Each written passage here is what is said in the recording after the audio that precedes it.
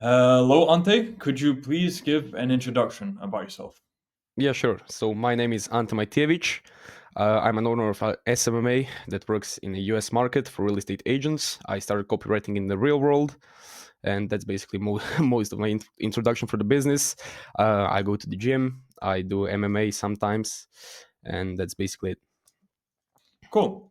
I just came from an MMA gym to get hand wraps, just randomly. Oh, great. All right. So, why did you decide to get into the real world? What was Mm. the what was the decision there to take that step? Did you have any doubts before getting into it, or did you get in as soon as you found out about it? Yeah, so first of all, when I started, actually looking to get the real world and everything like that, I was like 15 years old. I'm 18 right now. So I was like 15 till the point I joined the real world. I was playing Fortnite basically all day, every day. I was making some money off it, but not too much. And I always want to make money. Then Andrew came up. I started looking at his videos. I started looking, how much money he has and stuff like that. I had a good role model as my father. I'm not going to pretend like I'm, broke. I was broke before or something like that. My father was a pretty well-off man. So I had, in my head that I want to be rich. I want to, learn how to make money and stuff like that. When the Andrew came up, and Tristan especially, I looked at them. I saw it's $50. Like at 15 years old, like $50 is not much. I just joined, and that's basically it. Sorry for that. Okay. So, 15 years old. You said at the start you got into copywriting. So, is that your Mhm. very first campus? Yeah. So firstly, I joined the copywriting campus. I started working, outreach to the gyms in Croatia. Actually, since I'm from Croatia, right? I started outreaching there, and that's basically how I started. Then I joined the business mastery, started, learning about sales and stuff like that for my sales meetings. Hmm.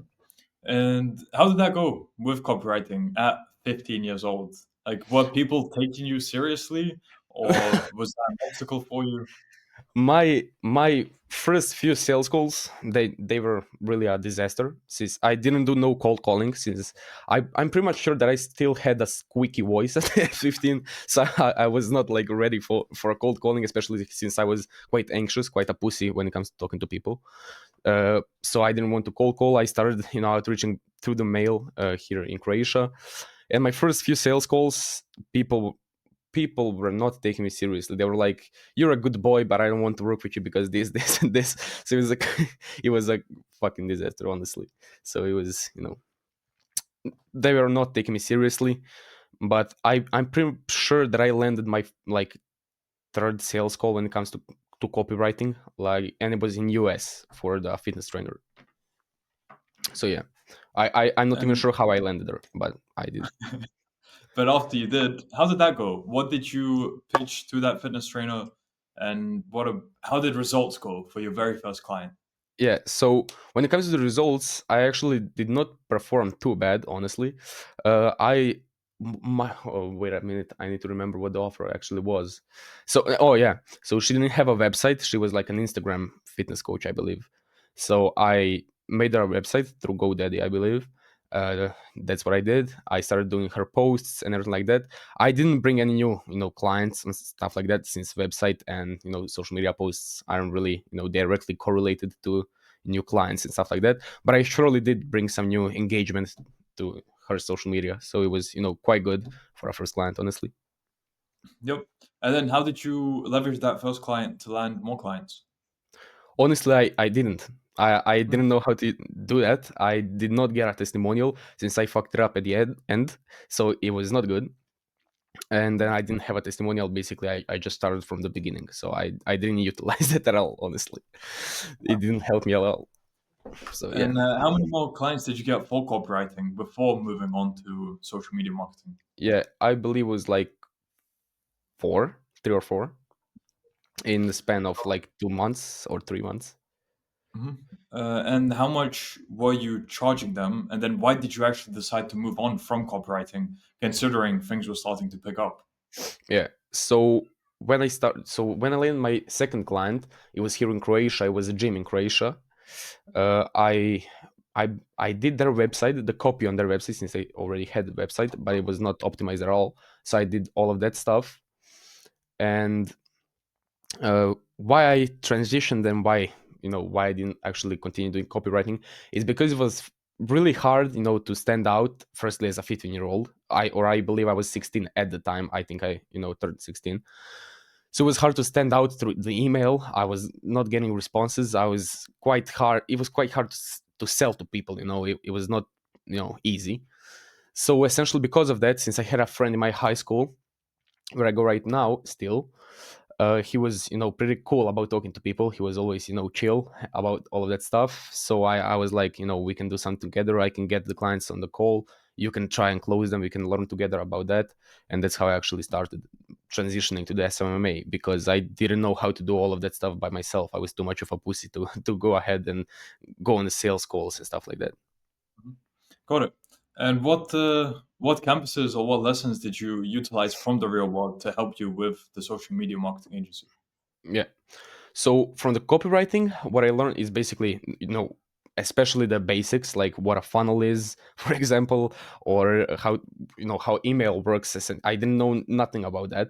So essentially, all the basics when it comes to outreach, to basics of marketing, from funnels to outreaching, as I said, basic. Then I can when it comes to when it comes to business mastery, I learned much about sales since I was watching Financial Wizardry by Tate, I believe, and Mhm. it was like 100 lessons, is it like something like that?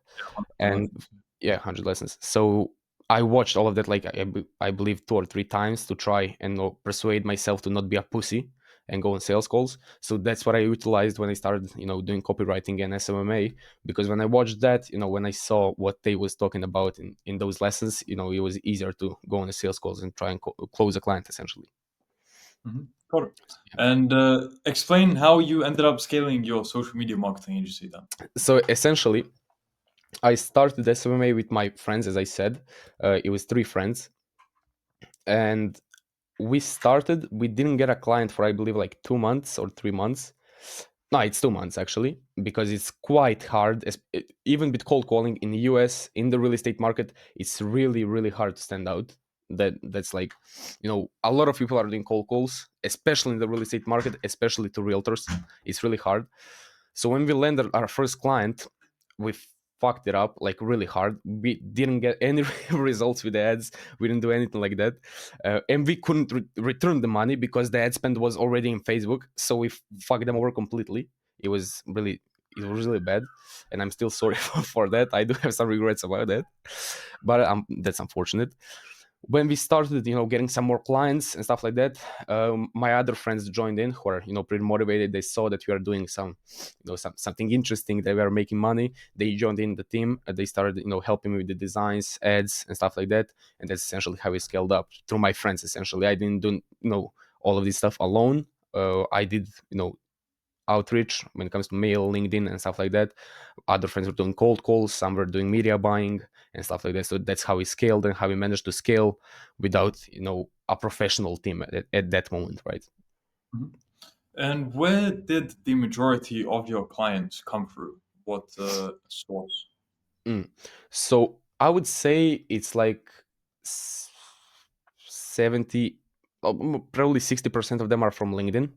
From LinkedIn Mhm. system that we have a really really unique and special LinkedIn system that we developed. It's like I didn't see anything like that before. So it's a really really good system. It's doing like 2 or 3 bookings a day at the moment. And in LinkedIn, at those sales calls, we have like 50 or 40 or 50% closing rate, since the clients from the LinkedIn are really qualified. So it's easier to close them. So yeah, majority of them come from LinkedIn and cold calling. Amazing. Okay. And do you have video editors working for you then, or do your friends just do the video editing? How do you go about that? When it comes to, do you mean for ads video editing or for like videos? For either, whichever. Oh, for either. So, so no, most of them are not that skillful in video editing. They edit Fortnite montages, so they are not good at editing business stuff and stuff like that. So what I did is actually hired a editor and a designer from Fiverr. I have a friend in my high school which edits like music videos, so he helped. and stuff like that. So I do not have a video editor hired at the moment. I mostly hire freelancers for that type of stuff, since I don't need it like every day. I don't have the need to do that. Okay.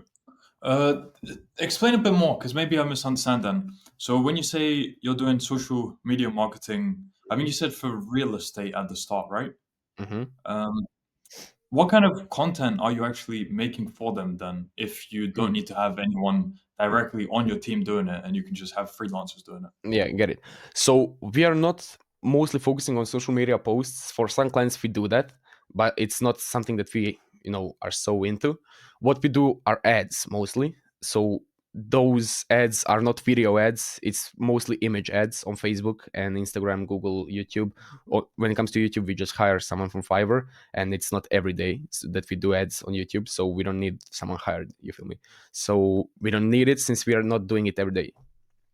Got it. Okay. So do you do any SEO as well on Google, or is it mainly just Facebook ads? It's mostly yeah, it's mostly Facebook ads. Yeah, we don't. I don't even think that we did SEO like one once, honestly. So I don't think we did it. Cool. So with what you're doing then, how much have you earned from the social media marketing agency? Yeah. Yeah, I would say I probably did like 250 to 300,000 euros from the point I started. Which is pretty insane for an 18-year-old. Yeah, it's quite insane. Yeah, honestly, it is quite a surreal feeling. It's not something like it's cool to have that feeling. Most of the people don't believe it. Most of people call me fake and stuff stuff like that. It's quite hard to believe. It's surreal, but I'm really thankful for for everything that I've done, everything that I learned from the real world and other people that I know. So yeah, it's quite an achievement to do. But Indeed. yeah. Amazing. And let's see. What if there are older people watching this and they're thinking, when a younger person gets that much money, they'll let it get to their head, like that perspective. Mm. What would you say to that? Did you let it get to your head, or how do you Yeah, react? I had Much. moments. I had some moments where I was like, I went too far. For example, I started buying stupid. I started doing stupid purchases. For example, like watches, which are really not useful. You could have a nice watch at 18, but I don't need like too many. I started going to clubs when I was hitting some big numbers.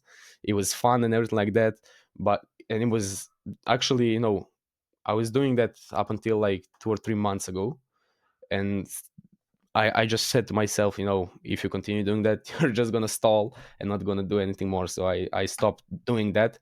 I still go to the clubs sometimes. I still do have some fun, since I need to spend some money. I can just make money. I need to spend some. But I did have some moments where the money got into my head. But for now, I think if you made that money yourself, if you know how to make money, it isn't easy for you to lose yourself in it. You feel me? Since you made it, you know what to do with it. In most cases, there are moments where you're like, you know, when it gets to your head. But I think that essentially a person that made that money could control it. Most of the people. Okay, got it. Yeah. What about your perspective on life? Any changes there since 15 years old, since playing Fortnite to where you are now? Yes. Oh, there are a lot of changes. So, firstly, I stopped playing video games. Obviously, that's the first thing I done like 2.5 or 3 years ago. Even that's essentially what the biggest change, essentially, since video games were my life. Essentially, the second biggest change is probably my fitness, since I was literally like fat. I was like, I'm not fit right now. I'm not like six pack stuff and stuff like that. But then when I started playing video games and I continue playing video games, I was like fat, like really fat. So that's what changed mostly when it comes to money and to relationships and stuff like that. I'm pretty good with my mother right now, since I can help her out when she needs it. I can buy my first car on my own. I don't need to to go ahead and ask my father or mother to do that. I can pretty much buy everything that I want at the moment. So yeah, that's what essentially changed. That's my my story essentially. And how have your parents reacted? How did they? What did they initially think when you got into this, and what is their opinion now? Mm. So my father's was quite, intrigued when I told him that I was, doing some numbers. So he was just a second. Quality. Uh, Essentially, my father was a little bit, surprised that I started doing that since I was playing video games as long as he knew me. I was always, playing video games, being lazy and stuff like that. So he was pretty intrigued. He didn't believe that I could, do like numbers that I'm doing right now. So he was, pretty happy to hear that. When it comes to my mother, she was honestly always supportive. She didn't, say that I can't do it or something like that. She always believed in me, and that didn't change. It's still the same. Honestly, the relationship with my mother is honestly the same as it was. Okay, very cool. And now I'm just wondering, maybe some people are still skeptical when they heard again an 18-year-old and somewhere up to 300,000. You said. Yeah. Um, is there any more you can say about your business model that would provide some more and maybe more specifics about like what you do? So Mhm. it's for any doubters to really like understand that you are doing this, if Yeah, that makes sense. absolutely, absolutely. I can give out essentially my whole business model, which is pretty simple. It's not that hard, to catch on. We simply outreach to people as an agency. We have, my friends who are cold callers through LinkedIn. We get them on the sales call. We offer them, we build some pain points. We have a specific sales system that we developed over the, probably 1,000+ sales calls that we had. We developed, quite a good system for that. We close them. We start doing the ads for them, and in most cases, when we deliver the results for them, for example, if they decide to go for $1,000 a month ad spend, if we deliver the results in the first month, in most cases, especially if it's a luxury real estate agency, they go ahead and boost the whole ad spend to 2 or 3 thousand euros per month. So that's essentially how I did it. So we are charging 100% of the ad spend for like a retainer for us. So for example, if it's $1,000 ad spend in 1 month, it's one more $1,000 for us for developing the ads, for calling the leads, for qualifying them, for helping them close them and stuff like that. So essentially, when they raise the budget to $2 or 3 thousand dollars, they also raise the retainer to $2 or 3 thousand dollars, and you don't even have to have 50 clients to do the numbers that we are doing. You can have them like 15 or 16 clients, and if you have the team to support that, you can do that. Amazing. Okay. Thank you for that. Thank you for that. And now, since you're on this trajectory, where do you see your life heading in the short term, medium term, and long Mm. term? Yeah. So first of all, which is probably the most surprising thing that I'm going to say right now, since I'm still in high school, I'm fourth grade of high school, I am going to go to university here in Zagreb, which is quite interesting, and most of the people would think that I'm not going to, but I am. It's like an international business, like university. It's quite a good university. They have some exchanges, student exchanges in Dubai, so I'm going to go to Dubai in a year or some, you know a little bit less than a year. So yeah, I'm gonna be in Dubai. That's, we can say it short term. I guess like less than a year. When it comes to long term, I still believe I'm gonna be in Dubai since it was a dream from when I was like 15. I want to go to Dubai. I went like 2 or 3 times already, and I really love it. So I believe that I'm gonna be there for at least the majority of the time in the year in the near future. So that's essentially where my life is going when it comes to my business. Since I already have quite a few other businesses that are not related to copywriting and to the SMMA, I have some other businesses that I'm doing here locally and online. I just believe that I'm going to expand that. I'm trying to scale out of the whole done for you service SMMA, and I'm trying to scale to the info product, uh, essentially info product business, which is like selling courses and stuff like that to teach other people and to help other people do the same thing that I've done in the same market in the SMMA, right? So that's essentially where I see my business going in the next few years. Got it. And yeah, that was very clear. I like how even at 18 years old, you speak very clearly and Thank concisely. you. Was that something you learned from the real world or just observing other speakers? Mm.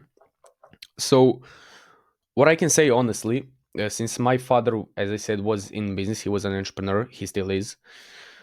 So I learned quite a few things from him. Honestly, I went to his meetings. I learned from him how he speaks. I learned most of the stuff from him.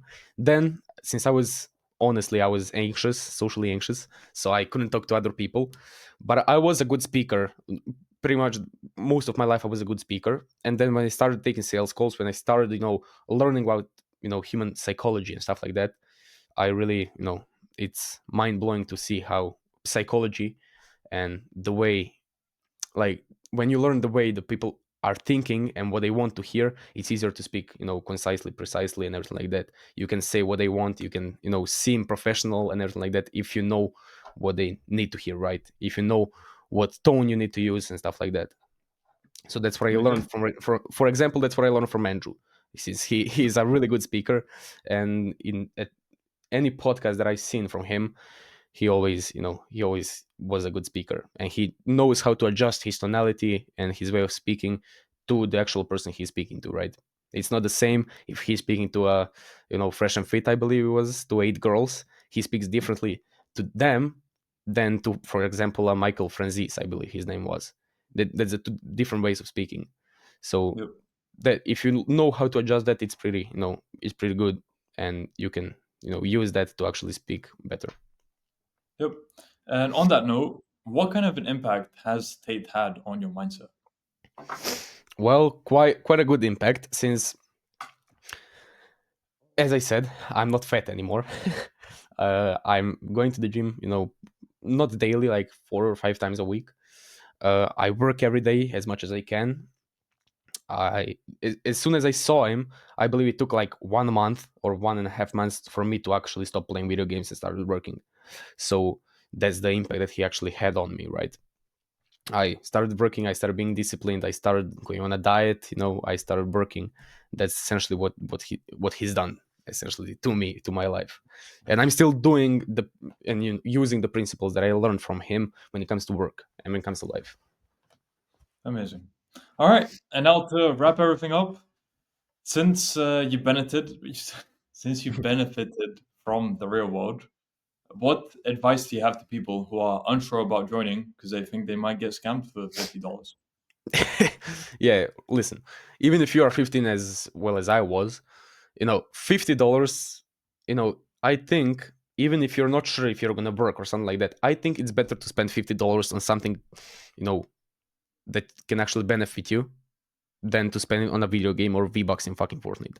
So you don't have, it's not a risk actually if you use some lunch money to try and get your life up essentially and do something in your life. It's not a big money thing. You don't have to invest $10,000. It's $50. You can see how it works. I don't see why someone who wants to live good, why not join even if it is a scam. It's $50, and it's not a scam, as you can see from myself and from my perspective, right? Yep, exactly. All right. And now for people who want to find out more about you or contact you, what can they do so? Yeah, great. So you can find me on YouTube. It's Ante Matjevic, just like my name here, I believe, if you can see it. It's Ante Matjevic on YouTube. There you can, have all in the descriptions of my videos. You can find my Instagram, LinkedIn, and Discord. It's a free Discord for from the people who are doing SMMA or copywriting. You can join. I can help you out if you need some help. And that's essentially it. Okay. So we'll add that to the description of the video, the link to that. So anyone's interested, just check description. And yeah, Ante, Mhm. amazing. On the somewhere around 300,000 as an 18-year-old, got over the fear you had of speaking to people on sales Yeah, calls. And yeah, look at you now.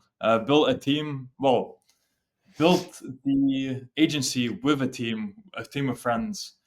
They picked up where I guess you'd consider your weaknesses were, and yeah, you just scaled it now, and it seems you're doing amazing. So I wish you all the best for future, and thank you for sharing your story. thank you. Thank you so much.